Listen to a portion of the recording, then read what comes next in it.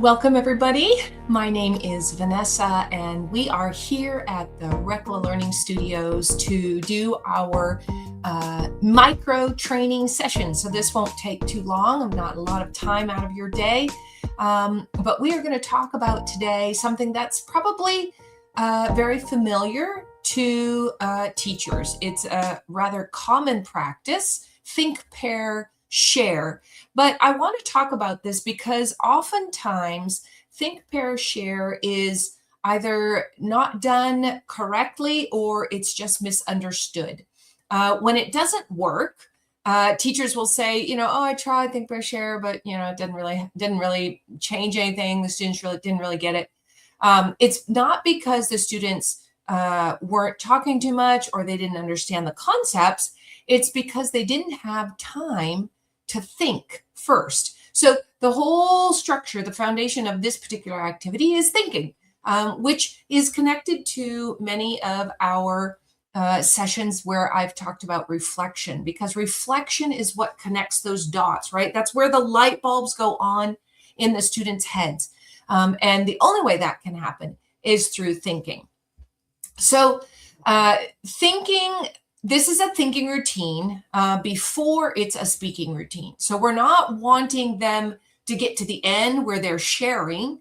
We want to spend more time at the beginning where they're thinking. Students are given space to think, organize their ideas, their thoughts, and they can do this in a variety of ways, right? You can give them paper to write down. They can draw. They can audio record their thoughts, just, any thought that comes to them.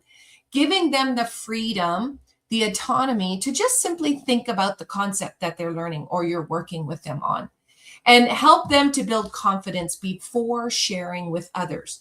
The goal isn't speed or quantity of information that they can remember. It's clarity and understanding. This is where we want to hear the process. We want to hear them connecting the dots in the lessons, in the topics. So what is it that students do? Well, first, students think. They can think quietly. So this can be just a quiet moment in the classroom. And like I said, you can give them tools. You can give them an iPad or something where they can take notes. You can give them paper if you don't have access to devices. You can give them art supplies. You can give them audio recordings. They can use their cell phones, whatever it is you have available, and just give them time to think.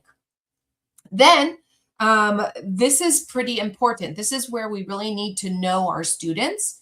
We're going to pair them with a classmate to really see how they can express themselves. This is a very important part for the teachers. This is where the teachers are really going to be listening for the reflection, for the process, for the learning points. And then let's move into what the teachers are looking for. So as students talk, teachers need to listen for patterns. We're not looking for perfect answers. We're not looking to find out if they can get to the end of the process, whether it's math or science or whatever. What we want is for them to be able to express and share the process. You're listening for reasoning, for vocabulary usage, shared confusions, so across, if a lot of students are saying the same thing, and growing confidence. And one of the ways that you can do this when you're listening for reasoning or vocabulary is to remember on the board, putting our learning outcomes, right? From the beginning of the lesson, we want the students learning these things. This is what I want you guys to know by the end of today. So as you're reflecting, as you're thinking, as you're processing, look up at the board and decide, did I learn what the teacher needs me to learn today, right? List the vocabulary, have them use those words if they can. So think, pair, share becomes a form of micro-assessment for teachers. This is another way for you to find out what they've learned without handing out a worksheet, without giving them a quiz, without making more work for you with grading and assessment. This is an assessment that you can do that's short, it's easy, and it gives you the information that you need to find out if the students are learning what they need. So it's a micro assessment that helps you to see where the class is together as a whole and who is struggling to understand the concepts and which concepts those are. So what do we do with this information? How do we plan for tomorrow? So what you hear during these conversations guides tomorrow's lesson, right? You might slow down the pace. You might need to reteach one of the key ideas. Maybe you need to regroup students. So if there are a handful of students that really got it, tomorrow's lesson might be a bit repetitive for them and they might not be overly interested. So those are the students that you will pair with the ones that are struggling so that they can support, giving them student agency and autonomy in the classroom, giving them responsibility for their learning, and asking them to support the community in the classroom with the students who are struggling. You can also use that information that you gather from listening to do warm-ups tomorrow, just short, quick warm-ups to make sure they've understood the concept, reinforcing.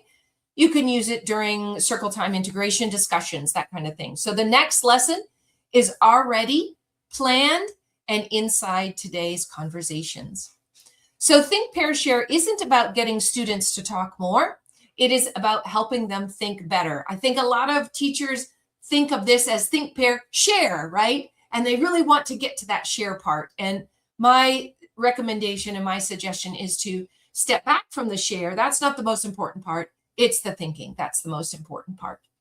When students own their thinking, the learning deepens and it gives teachers the plan for tomorrow, which makes work a little bit lighter for everyone.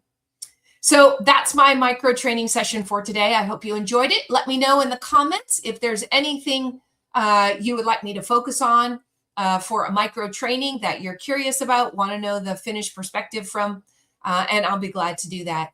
Don't forget to like and subscribe, and I'll see you next time for our micro training session.